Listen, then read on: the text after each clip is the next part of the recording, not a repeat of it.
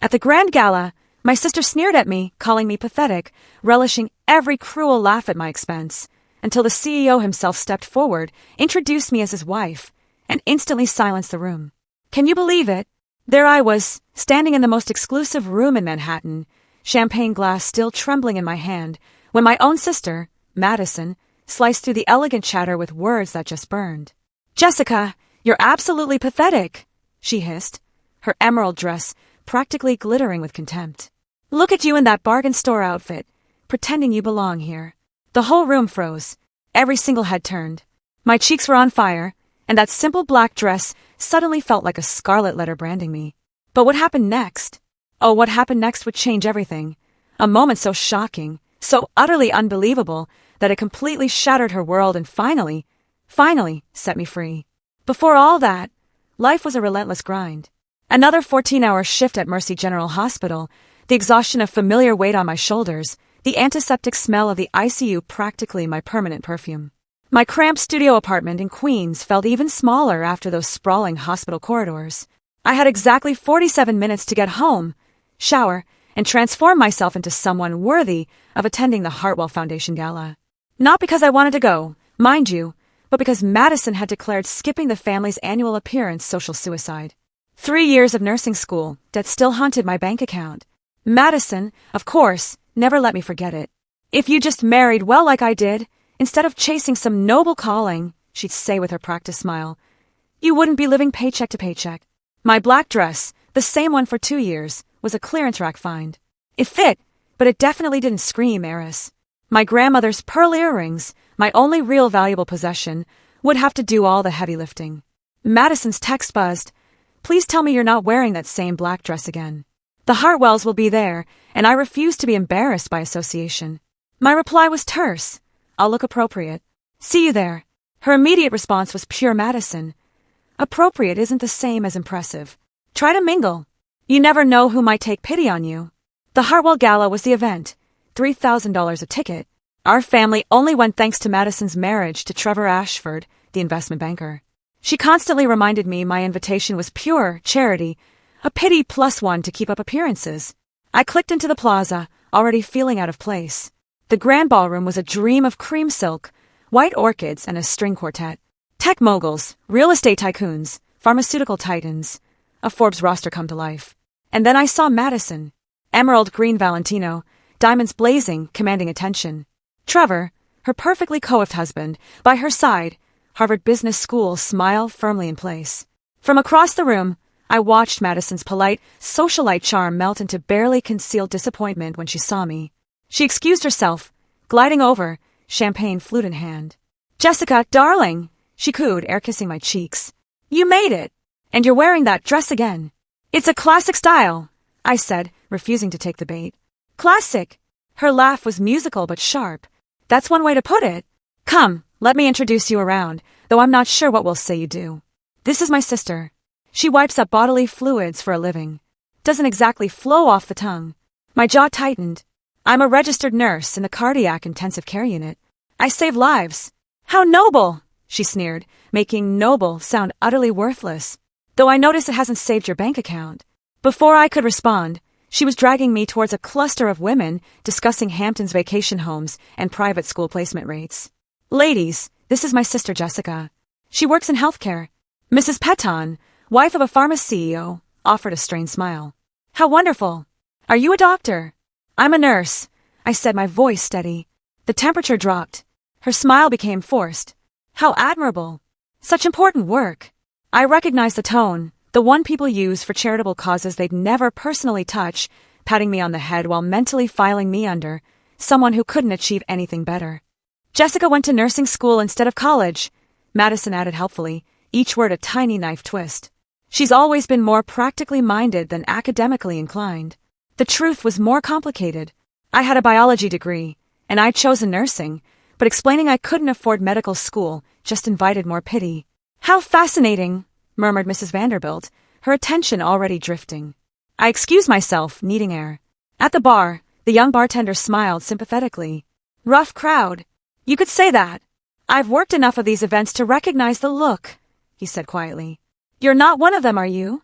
I laughed ruefully. Is it that obvious? Let's just say you're the first person tonight who said please and thank you when ordering a drink. It stung. It was probably true. These people expected service, treated staff as invisible. I'd grown up in this world before my parents' divorce had changed our financial landscape, but I'd never fit the mold Madison had embraced so completely. My coworker Sarah texted, "Hang in there. Remember, you belong anywhere you choose to be." Kind words, but I wasn't sure I believed them anymore. I belonged at the hospital, where my skills mattered. Here, I was an imposter, wearing a costume, grateful for inclusion, apologetic for my circumstances. I steeled myself to rejoin the crowd, but then Madison's voice cut through again. My poor dear sister, who chose service over success. It hit me like a physical blow. Part of me wondered if she was right. The auction announcements began. I was trapped in a stilted conversation about charity tax benefits when Madison's voice sliced through again. "Jessica, come here. There's someone I want you to meet." She led me to Harold Peton, CEO of Peton Pharmaceuticals. "Jessica, this is Harold Peton." "Harold, my sister Jessica. She works at Mercy General." His handshake was firm but brief. "Ah, a healthcare professional. Tell me, what do you think of our new cardiac medication protocols?" Finally, an opportunity to contribute something meaningful. I launched into a discussion about ACE inhibitor trials and side effects. "How fascinating," Harold interrupted, his tone suggesting the exact opposite. "Madison, didn't you mention your sister was in nursing?" I was hoping to speak with a physician about clinical outcomes. The dismissal was swift, surgical. My cheeks burned. Madison's smile grew strained. "Yes, Jessica is a nurse. Very hands-on." Of course. "Nurses do important work," Harold said, with the same tone one might use to praise a child's finger painting. Then he excused himself to find a doctor. Madison turned to me, barely contained frustration radiating from her. "Really, Jessica? You couldn't just smile and nod? You had to launch into medical jargon like you're qualified to discuss pharmaceutical research." "I am qualified," I said. Quietly. "I work with these medications every day. I see how they affect real patients." "You're a nurse," Madison hissed. "You follow orders. There's a difference between taking vital signs and understanding the business of medicine." Her words stung because they echoed doubts I sometimes had myself. In the hospital, I was respected. Here, my knowledge was cute, but irrelevant. Trevor appeared, patronizing as ever. It takes time to understand the social dynamics. Not everyone grows up knowing how to navigate these circles. I wanted to shout that I had grown up in these circles, but it would only invite more questions about why I'd ended up a nurse. "Jessica, why don't you mingle? Try the silent auction tables. Some of those items are quite affordable." Her signature smile, superficially warm, but the message was clear. "You're dismissed." Wandering through the auction, I stopped at a spa weekend package, currently at $1,200. More than my monthly grocery budget. "Not tempting enough for you?" I turned to a woman in her 50s. Kind eyes, understated elegance. "Sounds lovely," I admitted honestly. "Just not in my budget right now." "I appreciate honesty," she said. "I'm Catherine Walsh." "Jessica Whitmore." We shook hands, her grip firm and genuine. "Whitmore, are you related to Madison Ashford?" "She's my sister." A flicker in Catherine's eyes. "And what brings you to tonight's event?" "Family obligation," I blurted, then immediately regretted my candor. "I mean, supporting the cause, of course." Catherine laughed. A real, genuine laugh. "Family obligation. I appreciate that even more than honesty. What do you do when you're not fulfilling family obligations?" "I'm a nurse at Mercy General Cardiac ICU." "That must be incredibly demanding work." "How long have you been there?" 3 years. "It's challenging, but I love it." For the first time all evening, my profession wasn't a consolation prize. Catherine asked thoughtful questions, genuinely interested. Madison appeared, her smile bright, eyes calculating. "Jessica, there you are. I see you've met Catherine." "Yes, we were just discussing Jessica's work," Catherine said pleasantly. "She's clearly passionate about patient care." "Oh, yes, Jessica is very dedicated," Madison chirped. "Though we keep telling her she could do so much more with her background. She has a bachelor's degree, you know. She could easily transition into healthcare administration or pharmaceutical sales. Something with more growth potential." The familiar shame crept up my neck. Madison's perfected art of the backhanded compliment. "More growth potential than saving lives?" Catherine asked, her tone pleasant, but with an edge that made Madison's smile falter. "Well, of course, the work is meaningful," Madison backtracked. "I just mean financially. Jessica struggles quite a bit, and we worry about her future." Nursing is such physically demanding work. We'd hate to see her unable to support herself later. The conversation had taken its familiar turn. Your sister certainly has strong opinions about your career choices, Catherine observed after Madison glided away. Madison means well, I said automatically, the words hollow. She just worries that I'm not living up to my potential. And what do you think your potential is? The question caught me off guard. No one ever asked me that. I think I'm exactly where I'm supposed to be, I said quietly. I help people on the worst days of their lives. I catch medication errors and advocate for pain management. That feels like potential fulfilled to me. Catherine smiled, the first completely genuine smile I'd received all evening. It sounds like it to me, too. The auction winners were being announced. I used the distraction to slip away, needing to breathe. My phone buzzed. Mercy General. My heart skipped. This is Jessica. Jessica, it's Dr. Martinez. I know you're at an event, but we have a situation. Mr. Harrison, bed 7, deteriorated rapidly. His family is asking for you specifically. They say you're the only one who calms him during his episodes. I closed my eyes, torn. What was his status? Stable for now, but scared. He keeps asking for the red-haired nurse who explains things. His daughter drove up from Virginia when she heard he was asking for you. In the ballroom, I could hear Madison's laughter, probably regaling someone with another story about my quaint career choices. I thought about Mr. Harrison, a retired teacher, terrified but holding on to hope. I'd held his hand through the scariest moments. I'll be there in 40 minutes, I said. Are you sure? I know tonight was important. This is more important. Leaving the plaza, the shift from opulent warmth to the city's harsh fluorescent light felt like stepping between two different worlds. One where I was barely tolerated, and another where I was genuinely needed. On the subway, I changed into scrubs that felt more like armor than any gown ever could. In the ICU, the familiar beeping and humming welcomed me home. Thank God you're here, Maria, the night nurse said. Mr. Harrison's been asking for you every 10 minutes. His daughter's been pacing. Mr. Harrison, 73, gripping the bed rails, eyes wide with anxiety. Jessica, thank heavens. I was having those dreams again where I can't breathe. I spent an hour with him and his daughter, Linda, explaining everything, translating medical jargon into understanding. By the time I left, they were both visibly calmer. How do you do that? Linda asked. I've been terrified for 2 weeks, and you just made everything make sense. It's about translation, I explained. Your father's heart is healing. The monitors that seem frightening are tracking his progress. Linda hugged me unexpectedly. Thank you. Dad says you're the only one who treats him like a person instead of a condition. Driving home at 2 a.m., I reflected. At the gala, my knowledge was dismissed. Here it brought comfort. My phone buzzed. Madison, where did you disappear to? Very rude to sneak out. Then, an unknown number. Jessica, this is Catherine Walsh. Would you be interested in coffee? I'd like to continue our conversation about healthcare advocacy. And finally, Sarah, heard you came in tonight after your fancy party. You know you don't have to save everyone, right? Though I'm glad you were here for the Harrisons. Sarah understood something Madison never would. Choosing to care wasn't a limitation, it was a strength. The next morning, my world quietly shifted. A call from Jonathan Mitchell, my father's attorney from before the divorce. Your grandmother's estate has been settled, he said.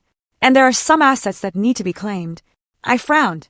Grandma Rose had passed 8 months ago, and we'd been told her modest estate was insolvent. That's what we believed initially, Jonathan explained. But some additional assets have come to light, properties and investments that weren't in her regular portfolio. It's quite substantial, actually. My hands trembled at Thursday's meeting. Jonathan spread documents across the mahogany table. Your grandmother was quite the investor.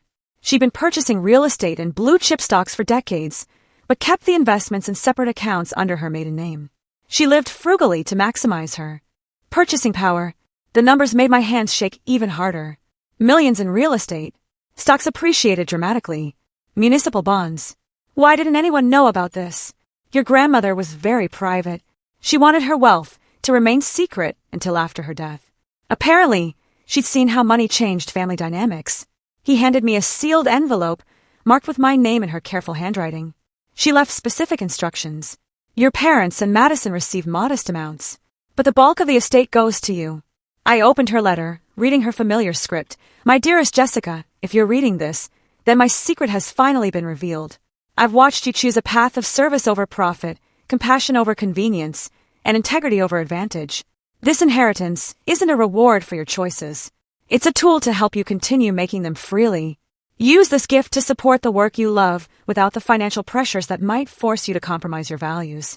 Your commitment to healing others has always made me proud. Now you can heal others from a position of strength rather than struggle. All my love, Grandmother Rose. The inheritance was enough to pay off my student loans, buy a home, and live comfortably while continuing my nursing career. Walking back to the subway, my mind reeled. This changed everything about the dynamic with Madison. Her condescending concern about my poor dear sister was now irrelevant. I decided to keep it quiet for now, wanting to process it without family reactions. That evening, Catherine Walsh texted again. I have a proposition that might interest you. Something related to healthcare advocacy and policy reform. Was it coincidence? Or did she somehow know? Either way, the timing felt significant. For the first time in years, I had options. I typed back. I'd love to meet for coffee. How about Saturday morning? Catherine's office in the Flatiron District was sleek, yet welcoming. She explained she served on the board of the Metropolitan Healthcare Initiative, a nonprofit. They needed frontline healthcare workers for policy conversations. We need voices like yours, she said. People who can translate the real-world impact of policy decisions. A familiar stirring of interest. This felt like a perfect intersection of my clinical expertise and a desire for broader change.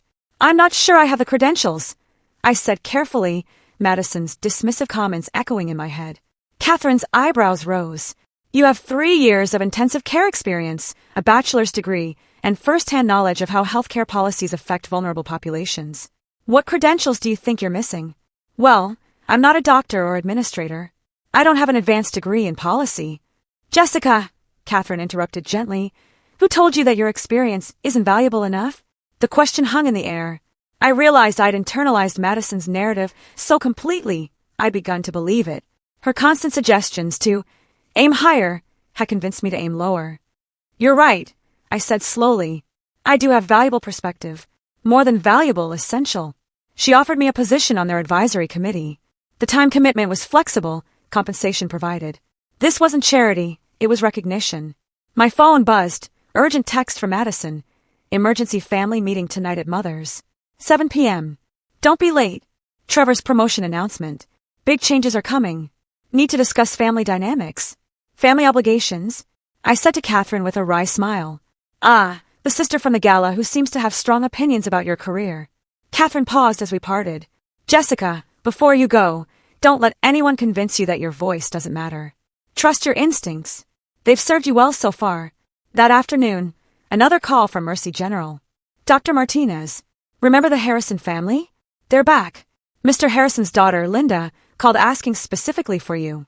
He's been readmitted to Mount Sinai, but she wants him transferred to our cardiac unit. He's refusing to cooperate with staff there, asking for his nurse, Jessica. A familiar tug of professional obligation, mixed with deep satisfaction. Send me her number. I'll call her now. By the time I reached my apartment, I'd helped coordinate Mr. Harrison's transfer. Linda had cried with relief. He felt safe with me. As I prepared for the family meeting, I saw my reflection. My everyday self. But something in my eyes had changed. For the first time in years, I wasn't approaching a family gathering from a position of defensiveness. I had options. Madison's text buzzed again. Bring the good wine if you have any. This is a celebration, not a pity party. I smiled. Her assumption that I couldn't afford good wine was about to become one of many misconceptions. But tonight wasn't about revelations. It was about observing. I chose a respectable bottle, nothing expensive, and locked my door. I was actually looking forward to it. My mother's brownstone on the Upper West Side had been converted to a duplex after the divorce. Madison's BMW was already outside. My mother, Eleanor, greeted me. Jessica, darling, you look tired. Madison says you left the gala early. I hope it wasn't one of your work emergencies again. A patient needed me, I replied, entering the living room. Madison and Trevor were arranged on the cream sofa, a picture of success. Perfect timing. Madison beamed, air-kissing me. We have the most exciting news to share. I settled into my father's old wingback chair, accepting wine, wondering what drama Madison had orchestrated. These meetings usually involve someone else's crisis, or Madison's triumph. Before we begin, Eleanor said, I want to address what happened at the Hartwell Gala. Madison mentioned some social challenges. My stomach tightened. Madison exchanged a look with Trevor. Darling, I've been thinking about our conversation with Harold Peton, and I realized I may not have prepared you adequately for that level of networking. Prepared me how?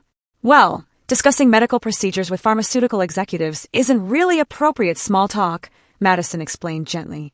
Harold was clearly uncomfortable when you started talking about clinical trials. It's not the kind of conversation that builds professional relationships. Trevor nodded sagely. The familiar heat of embarrassment rose, but something new accompanied it, clarity. I thought of Catherine Walsh, who valued my insights. Actually, I said carefully, Harold asked me specifically about cardiac medication protocols. I was responding to his question. Of course, he was being polite, Madison said dismissively. But when someone of his stature asks about your work, they're expecting a brief, modest response, not a detailed analysis. Eleanor leaned forward.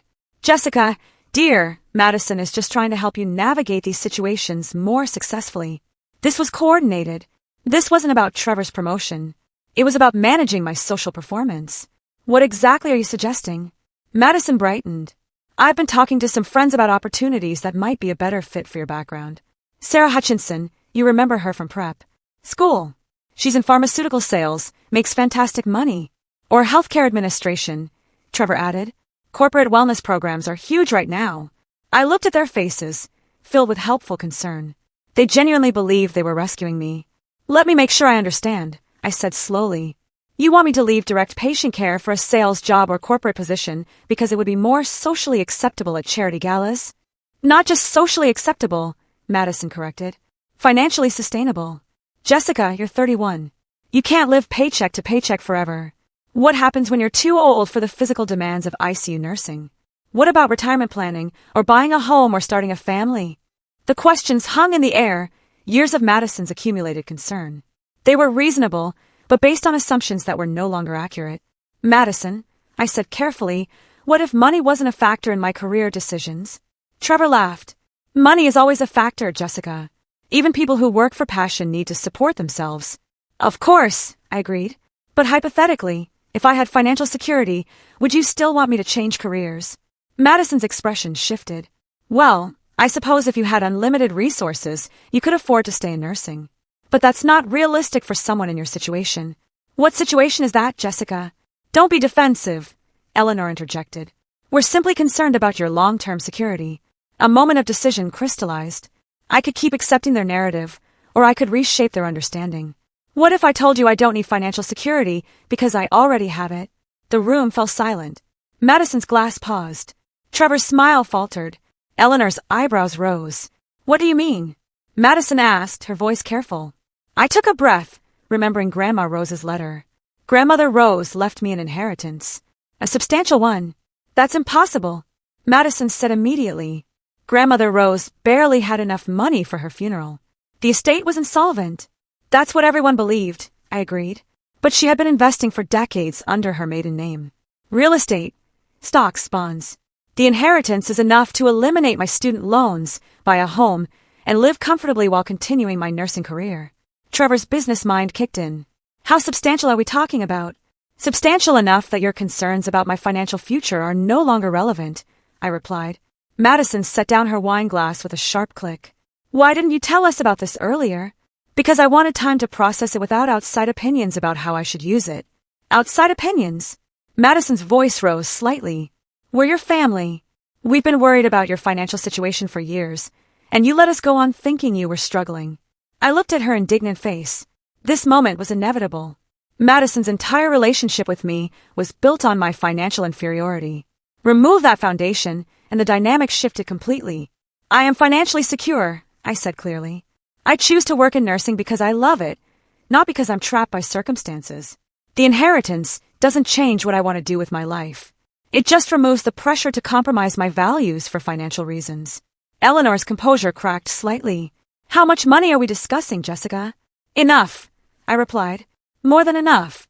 The family meeting meant to celebrate Trevor's promotion had become something else entirely. I could see them recalibrating their understanding of me. Well, Trevor said after a long pause, that certainly changes things. Madison stared, as if seeing me for the first time. All this time, when we were offering to help you, suggesting career changes, worrying about your future, you already had money. I had security, I corrected, which means my choices are genuine preferences, not desperate necessities. But you still live in that tiny apartment in Queens. Madison protested. You still work double shifts and drive that old Honda. Because I like my life, I said simply. The inheritance doesn't change who I am, or what matters to me. It just means I can be who I am without apology. I think, I said, rising from my chair, I should let you process this information. Trevor, congratulations on your promotion. I hope we can celebrate that properly next time.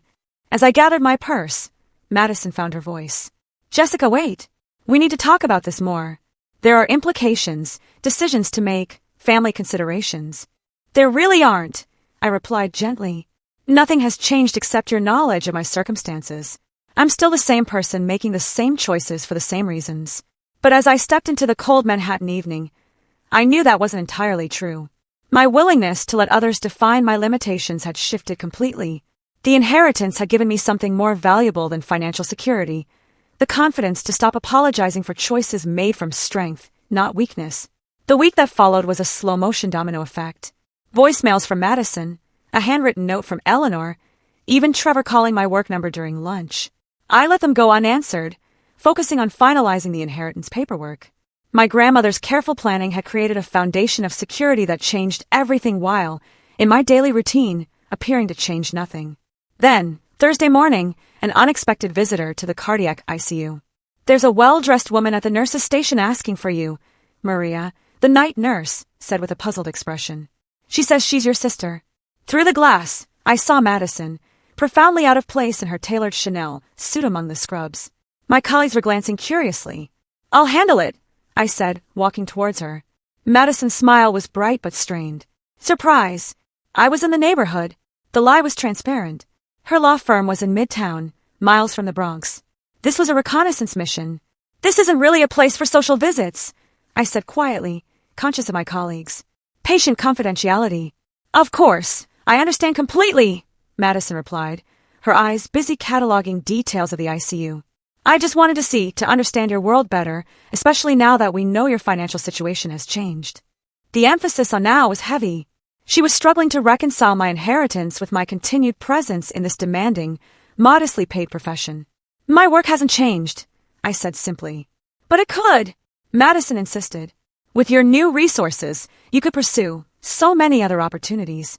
Medical school, healthcare administration, even starting your own consulting practice. Dr. Martinez appeared, polite but clearly questioning. Jessica, Mrs. Chen in bed 12 is asking for you. Her family has questions about the post-operative care plan. Of course. I turned to Madison. I need to go. Patients come first here. Madison's smile faltered. Could we continue this conversation later? Maybe dinner tonight? My treat. Naturally. Well, given your situation, perhaps you prefer to choose the restaurant. The awkward recalibration was painful. She was struggling to adjust. I'm working a double shift today, I said. Rain check. As Madison left, Maria approached, barely concealed curiosity in her eyes. Your sister seems intense. She's adjusting to some recent news, I replied, then changed the subject. But the visit had planted a seed. Friday brought a welcome contrast. A call from Catherine Walsh. Jessica, I hope you've had time to consider our discussion about the healthcare advocacy position. She had exciting developments. We met at her sleek office in the Flatiron District. The Metropolitan Healthcare Initiative Board met yesterday, Catherine began, and I presented your background and perspective. The response was unanimously enthusiastic. She outlined a position that involved testifying before state healthcare committees, participating in policy working groups, and speaking at medical conferences about the gap between legislation and frontline implementation. The compensation was substantial, exceeding my nursing salary. But more importantly, it's an opportunity to influence healthcare policy at the state and potentially federal level. This was exactly the kind of work I'd always imagined. The inheritance had given me the financial freedom to pursue it. I'd like to accept the position, I said without hesitation. Wonderful, Catherine smiled. I had a feeling you would. As we shook hands, I felt a profound sense of alignment. For the first time, I was making a decision that felt entirely my own. There's one more thing, Catherine added. The position includes an invitation to present at the annual Healthcare Innovation Gala next month. It's the premier healthcare policy event in the region. All the major players attend. My interest sharpened. A platform to speak about healthcare advocacy to influential decision-makers. Yes, the weekend brought the inevitable family summit, Sunday brunch at an upscale restaurant. Eleanor had scheduled it, ostensibly to celebrate my good fortune, but it felt like a formal interview. Madison arrived, subdued, processing the week's revelations. Trevor was composed, but with a new level of deference towards me that was both gratifying and slightly uncomfortable. Jessica, Eleanor began once we'd ordered, we've all had time to absorb your news, and we want you to know how happy we are for you. The words were correct, but undercurrents of confusion, even resentment, swirled. My financial independence had disrupted established family roles. Thank you, I replied. Madison leaned forward. We've been discussing some concerns, though. Mostly about making sure you're positioned to make the most of this opportunity. What kind of concerns? Trevor cleared his throat. Well, wealth management is complex. Investment strategies, tax planning, estate considerations. You'll need professional guidance. Jonathan Mitchell is handling the legal aspects, and I'm meeting with a financial advisor next week. That's good, Madison said. But we're also thinking about social positioning. With your new status, you'll have access to different circles, different opportunities. It might be worth considering how you present yourself professionally. The suggestion hung in the air. They were still trying to convince me to abandon nursing. Now, not from financial necessity, but from social climbing. I've actually accepted a position with the Metropolitan Healthcare Initiative, I announced. Healthcare policy advocacy and legislative testimony. Eleanor's eyebrows rose. That sounds very prestigious. It's meaningful work, I corrected gently. And it allows me to maintain my clinical practice while having a broader impact on healthcare systems. Madison's expression suggested she was calculating the social implications. That's certainly more appropriate for someone in your position. Her comment stung. She still believed my choices were about social positioning, not calling. Madison, I said carefully, I need you to understand something. The inheritance doesn't change who I am or what I value. It just removes the pressure to compromise those values for financial reasons. But surely you see the opportunities this creates. Madison insisted. You could move to Manhattan, join the right clubs, meet the right people. You could have real influence in important circles. I looked around the table. 3 faces, helpful concern mixed with obvious frustration at my failure to grasp the social possibilities my wealth had created. I have influence where it matters most, I said quietly. With patients who trust me, in policy discussions where my expertise is valued, and in a profession that makes a tangible difference in people's lives. The brunch ended with polite but strained conversation. As we left, Madison pulled me aside. I don't understand, she said, genuine confusion in her voice. You have the chance to be anything, do anything. Why are you so determined to stay exactly where you are? I looked at her, beautiful, successful, socially accomplished, and fundamentally unable to comprehend choosing purpose over position. Because where I am is exactly where I belong, I replied. The inheritance didn't change my destination, Madison. It just removed the obstacles that might have forced me to take detours. As I walked away, I felt the satisfaction of articulating my values, standing by them regardless of others' opinions. The family dynamics had shifted, and I was no longer willing to apologize for choices made from strength. The Healthcare Innovation Gala was held at the Metropolitan Museum of Art, transforming the Great Hall into an elegant venue where medicine met policy. Unlike the Hartwell Foundation's charity atmosphere, this event buzzed with professionals united by purpose. I arrived in a midnight blue dress I'd bought just for the occasion, not to impress, but because I finally felt worthy of dressing for my success. Catherine Walsh had arranged for me to present on the keynote panel, Frontline Voices in Healthcare Policy. In the speaker's lounge, surrounded by distinguished healthcare professionals, I felt a calm confidence. My presentation would focus on the gap between healthcare legislation and bedside implementation. Jessica! Catherine appeared, radiant in silver. You look absolutely stunning. Ready to change some minds tonight. I'm ready to share what I've learned, I replied, adjusting my microphone. Whether minds change will depend on how well I communicate. 6 months ago, I would have been intimidated by this company. Tonight, I belonged. As I made my way to the main hall, I spotted familiar faces. Harold Petton, the pharmaceutical CEO who had dismissed my expertise, seated prominently. Mrs. Blackwell and other socialites. And there, at a table near the center, sat Madison and Trevor. My step faltered, just for a moment. Madison wore emerald green again, a carefully composed mask of sisterly support.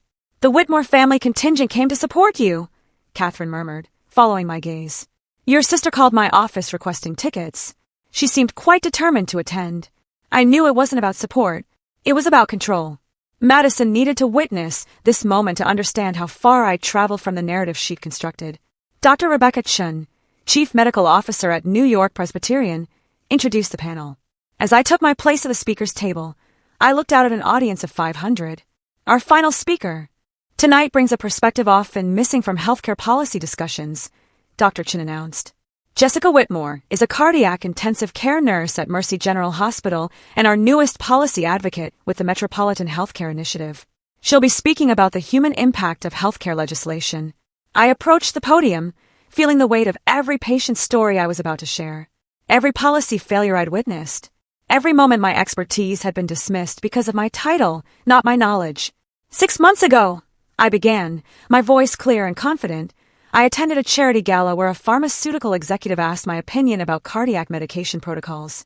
When I responded with clinical observations based on 3 years of intensive care experience, I was told that my perspective wasn't appropriate for the conversation.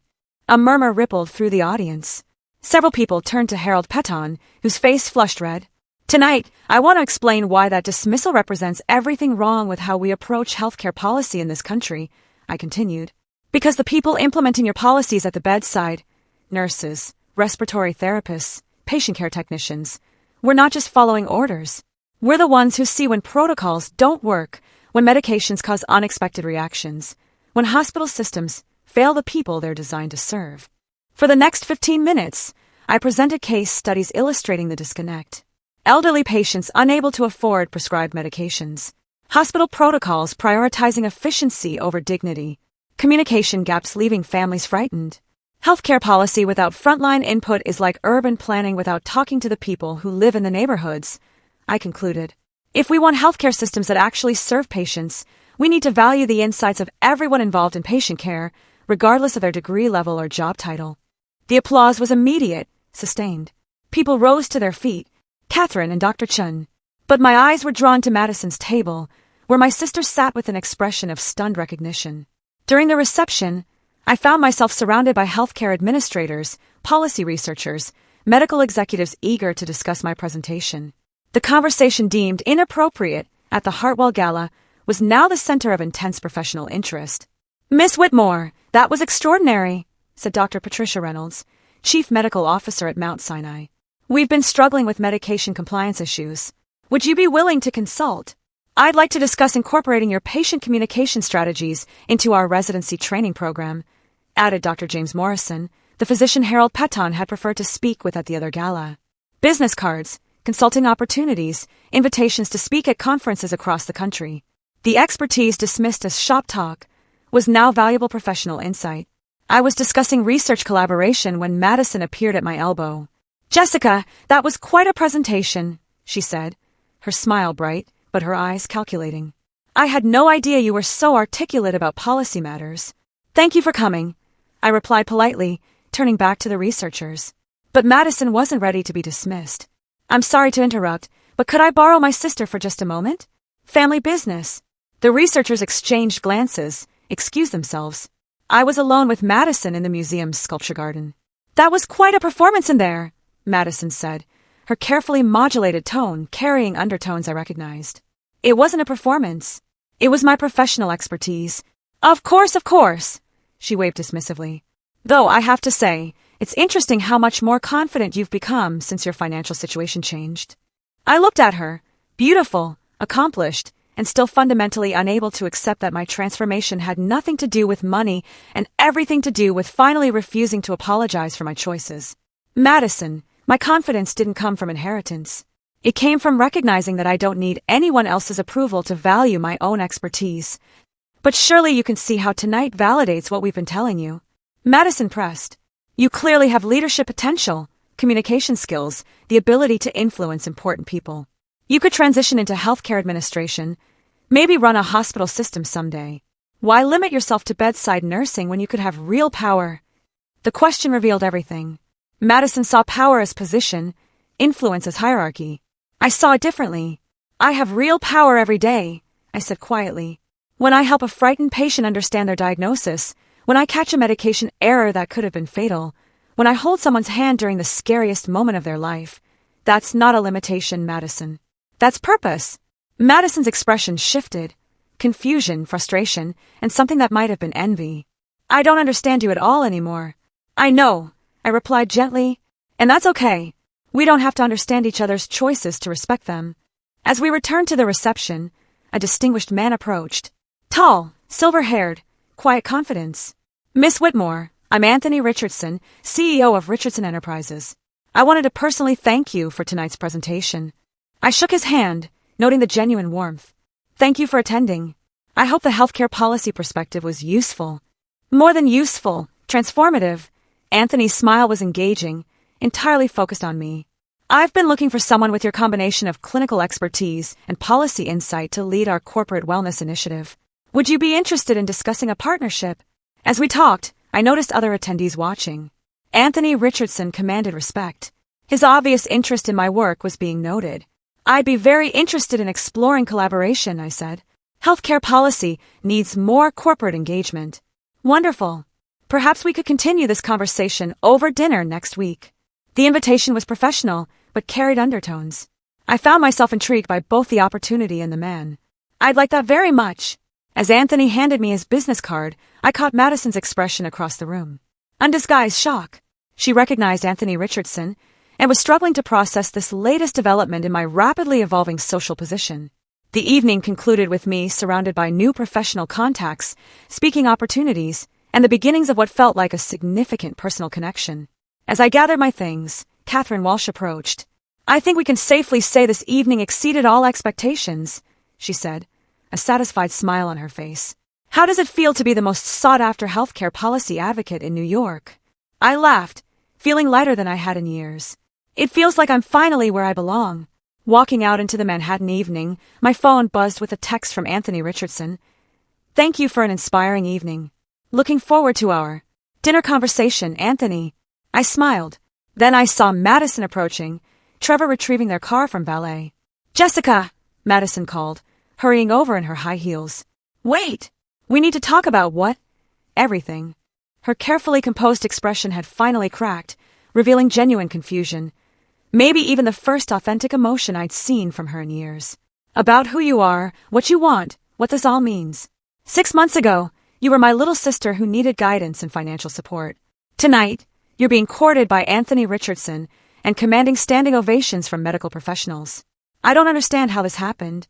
I looked at my sister, beautiful, accomplished, still fundamentally unable to grasp that my transformation had been years in the making and had nothing to do with external validation. It happened because I stopped pretending to be smaller than I am, I said simply. The inheritance didn't change me, Madison. It just removed the fear that kept me from being myself fully. As Trevor pulled up in their BMW, Madison paused at the car door. Will you call me? So, can we talk properly about all this? Of course, I replied. But Madison, the next time we talk, it needs to be as equals. Not as the successful sister and the struggling one, but as two women who've made different choices for different reasons. Madison nodded slowly, and for the first time, I saw genuine respect in her eyes rather than condescending concern. As I walked towards the subway, my phone buzzing with new connections and a follow-up text from Anthony, I realized tonight marked not just a professional triumph, but the completion of a journey. A journey that began with my grandmother's inheritance and ended with something far more valuable than money, the unshakable knowledge of my own worth. The young woman who had been dismissed at a charity gala for sharing her medical expertise was now being courted by healthcare leaders across the country. But more importantly, she was finally free to be exactly who she had always been. A healer, an advocate, and a woman who measured success not by social position, but by the lives she touched and the systems she helped improve. As the subway carried me home to Queens, I smiled at my reflection in the dark window. Tomorrow, I would return to the cardiac ICU where my patients were waiting. But I would return as someone who no longer apologized for the life she had chosen to build. So what do you think? If you were in my shoes, faced with years of judgment from your own family, would you have kept your secret for as long as I did? Or would you have dropped that bombshell the moment you knew? Let me know in the comments below.